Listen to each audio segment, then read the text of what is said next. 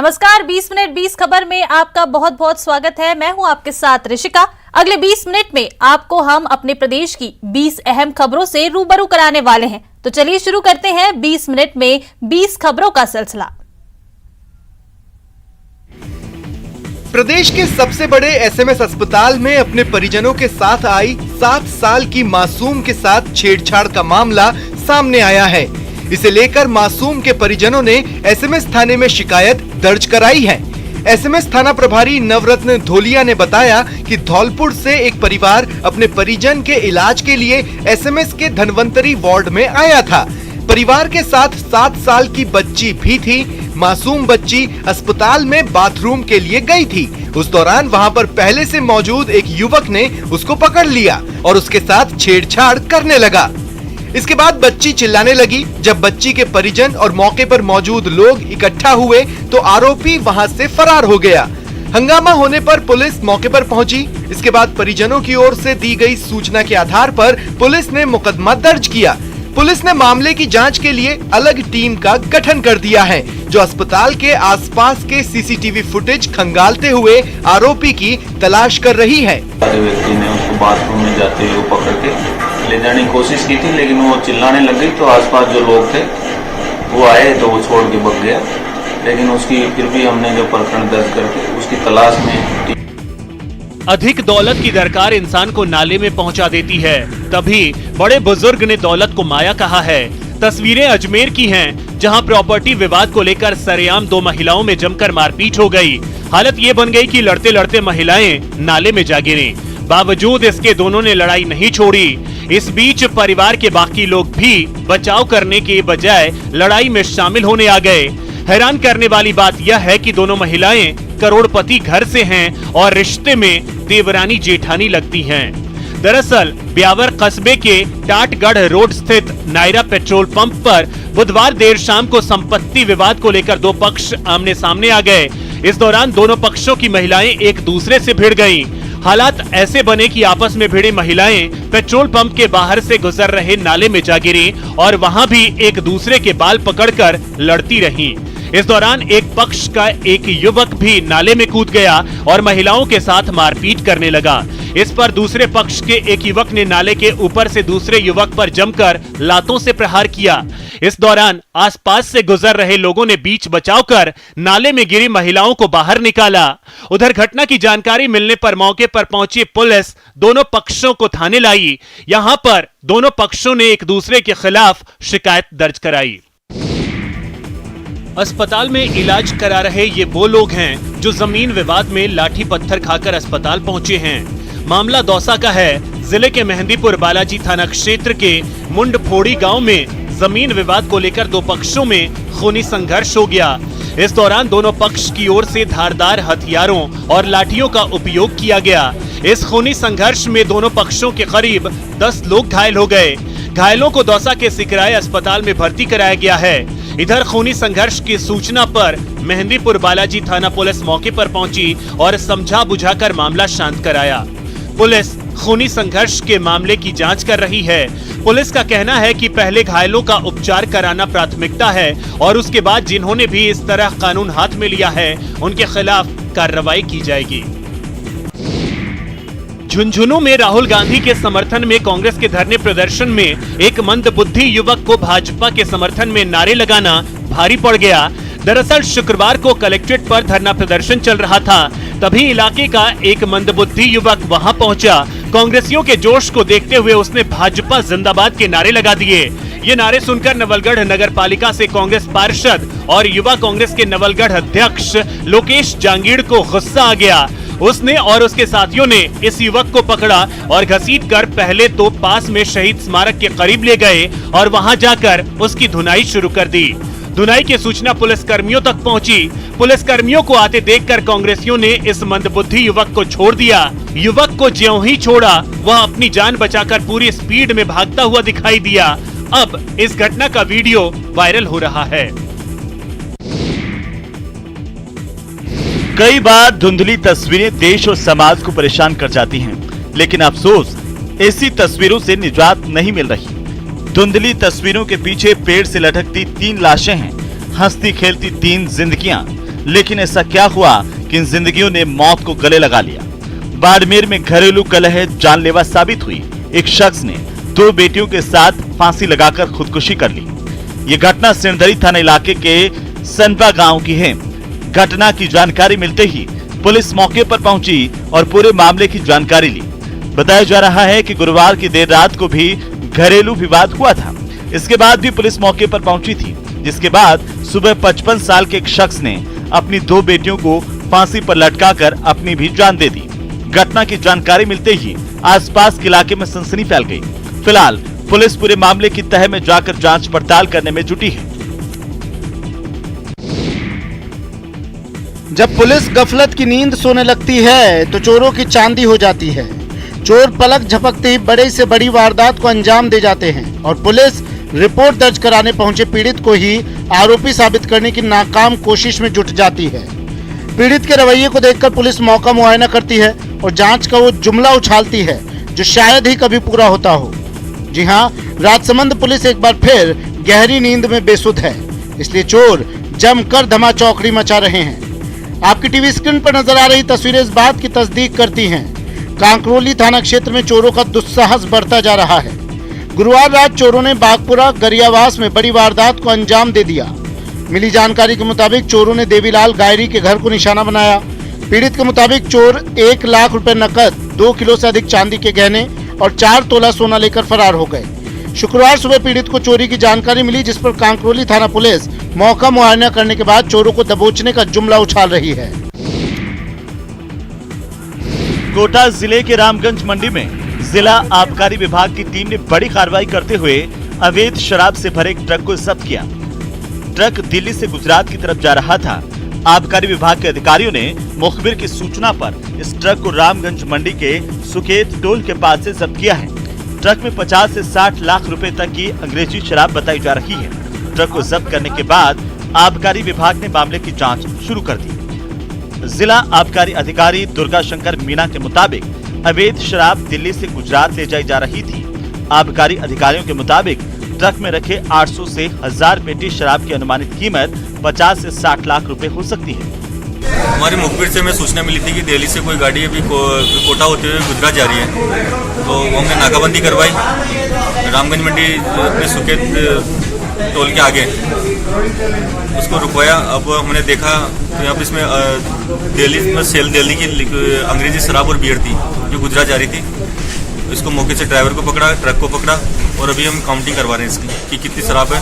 अंग्रेजी और बियर है इसमें, और लगभग 50 से 60 लाख की इसमें बियर, अंग्रेजी शराब और बियर है। धौलपुर की सरमथुरा पुलिस ने अवैध विस्फोटक सामग्री सहित एक ट्रैक्टर को मैक कंप्रेसर मशीन के जब्त किया है। हालांकि पुलिस की मौजूदगी में ट्रैक्टर ड्राइवर मौके से फरार हो गया। पुलिस को ट्रैक्टर की तलाशी में 11 जिलेटिन छड़, 50 से 55 मीटर डेटोनेटर और 1 किलो बारूद मिला। थाना प्रभारी अनिल गौतम ने बताया कि पुलिस गश्त के दौरान मुखबिर से सूचना मिली कि हरलालपुरा रोड पर एक ट्रैक्टर कंप्रेसर मशीन के साथ अवैध विस्फोटक सामग्री लेकर जा रहा है।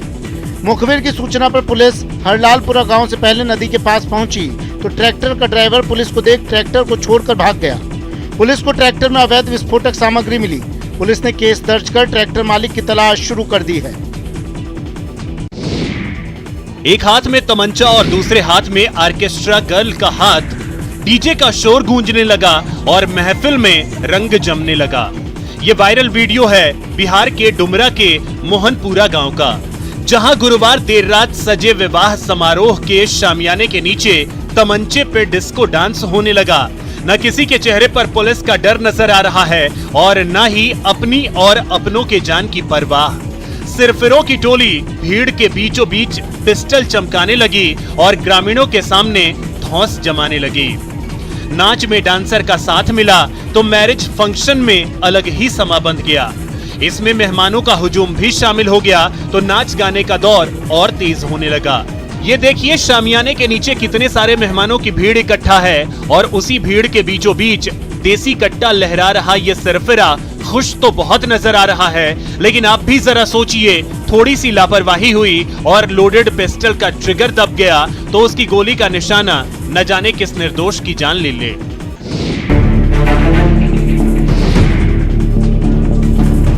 डूंगरपुर में जयपुर और अजमेर एसीबी की संयुक्त टीम ने बड़ी कार्रवाई को अंजाम देते हुए 4 पुलिस वालों को शराब ठेकेदारों से 3,30,000 रुपए की रिश्वत लेते गिरफ्तार किया।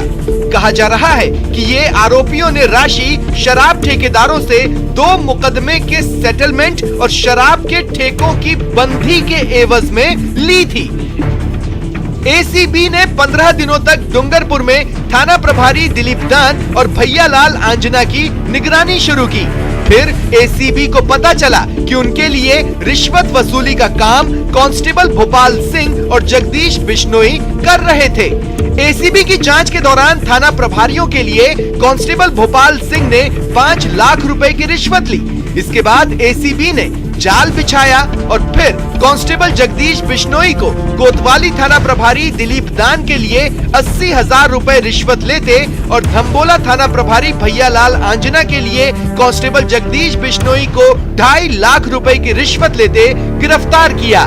इसके बाद कोतवाली थाना प्रभारी दिलीप दान और धम्बोला थाना प्रभारी भैयालाल आंजना को भी गिरफ्तार कर लिया गया।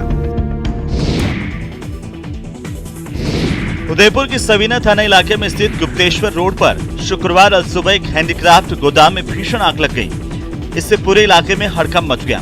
घटना के दौरान क्षेत्रवासियों ने आग को बुझाने का काफी प्रयास किया, लेकिन लपलपाती लपटों पर काबू पाने में नाकाम रहे।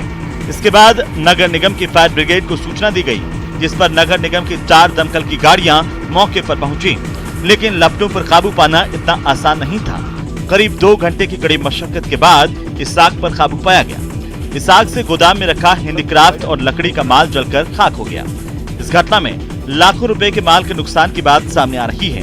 आग लगने की वजहों का पता नहीं चल पाया है, लेकिन शॉर्ट सर्किट से आग लगने की बात कही जा रही है।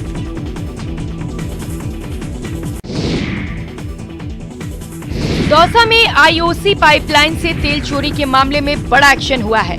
एसपी ने इस मामले में बालाहेड़ी चौकी के 8 पुलिसकर्मियों को सस्पेंड कर दिया है। इन पुलिसकर्मियों में से एक एएसआई, एक हेड कांस्टेबल, 4 कांस्टेबल और 2 चालक कांस्टेबल है। एसपी ने बताया कि तेल चोरी में पुलिसकर्मियों की भूमिका की जांच एसपी दिनेश शर्मा को सौंपी गई है, जिसमें फिलहाल ये बात सामने आई है कि बालाहेड़ी चौकी के पुलिसकर्मियों ने बाहरी राज्यों के नंबरों वाली गाड़ियों की जाँच नहीं की। बता दें कि बालाहेड़ी पुलिस चौकी से कुछ ही मीटर दूर थर्माकोल की फैक्ट्री के अंदर आईओसी पाइपलाइन से तेल चोरी हो रही थी। इस मामले का खुलासा तब हुआ जब मौजपुर गांव की एक अवैध फैक्ट्री में आग लगी। 2 ड्राइवर कांस्टेबल जो उनको निलंबित किया गया है और पुलिस की क्या उसमें भूमिका है इसके बारे में जांच जो है वो एडिशनल एसपी सिकाऊ को दी गई है। दौसा के सिकराई एसडीएम की गाड़ी के सामने एक सरपंच आकर बैठ गया। जैसे ही एसडीएम जनक सिंह अपने कार्यालय से लंच के लिए सरकारी आवास पर जा रहे थे, वैसे ही सरपंच सुमेर मीणा उनकी गाड़ी के आगे आकर बैठ गया। जब पूरे मामले की जानकारी ली तो पता चला कि रामगढ़ सरपंच सुमेर मीणा किसी कार्य के लिए एसडीएम कार्यालय में आया था, लेकिन वहां कर्मचारियों ने उसके साथ बदसलूकी कर दी और कॉलर पकड़कर उसे कार्यालय से बाहर निकाल दिया। ऐसे में सरपंच ने अभद्रता करने वाले कर्मी के खिलाफ कार्रवाई की मांग को लेकर पहले एसडीएम को लिखित में शिकायत भी दी थी, जिस पर कोई कार्रवाई नहीं हुई। इसके बाद जब एसडीएम अपने कार्यालय से बाहर जाने लगे तो उनकी गाड़ी के आगे बैठकर विरोध जताया। सरपंच को गाड़ी के आगे बैठा देख एसडीएम जनक सिंह गाड़ी से नीचे उतरे और सरपंच को आश्वासन दिया कि अभद्रता के मामले की जांच कराई जाएगी और दोषी कार्मिक के खिलाफ कार्रवाई की जाएगी।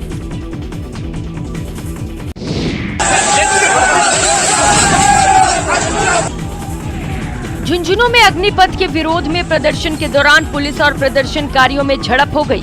प्रदर्शन के दौरान एसएफआई और डीवाईईएफआई के कार्यकर्ताओं ने जबरदस्ती कलेक्ट्रेट में घुसने की कोशिश की। प्रदर्शनकारियों के गेट के सामने लगाए गए बैरिकेड्स हटा दिए और अंदर घुसने की कोशिश की, जिसके बाद पुलिस ने मामला बिगड़ता देख एसएफआई कार्यकर्ताओं को पकड़ कर पीछे धकेला और फिर माहौल को काबू में किया।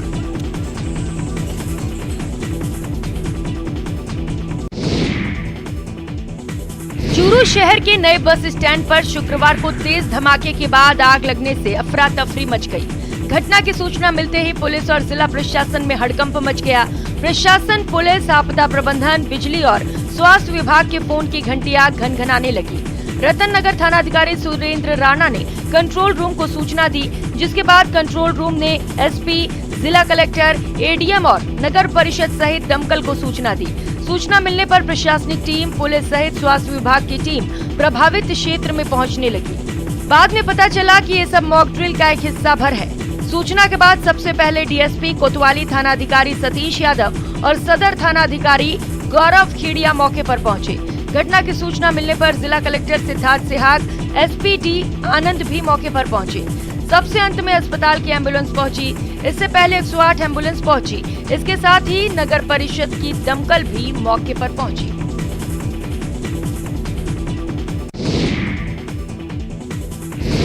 एमपी के उमरिया जिले के एक सरकारी स्कूल में जंगली भालू की तफरीह का वीडियो सोशल मीडिया पर जमकर वायरल हो रहा है। वायरल वीडियो में रीछ महाराज ऐसे स्कूल पहुंचते नजर आ रहे हैं जैसे इनकी क्लास लगने वाली हो। रीछ महाराज बड़े इत्मीनान से स्कूल में प्रवेश कर रहे हैं। स्कूल के मुख्य द्वार तक पहुंचने के बाद भालू जी शाही अंदाज में वापस लौटते दिखाई दिए, जैसे क्लास लगने में बचे हुए समय को वो अपने सहपाठियों के साथ बिताने वाले हों। उसी अंदाज में रीछ महाराज तफरीह करते हुए सीढ़ी में बनी रेलिंग से निकलकर आराम से अपने गंतव्य की ओर निकल जाते हैं।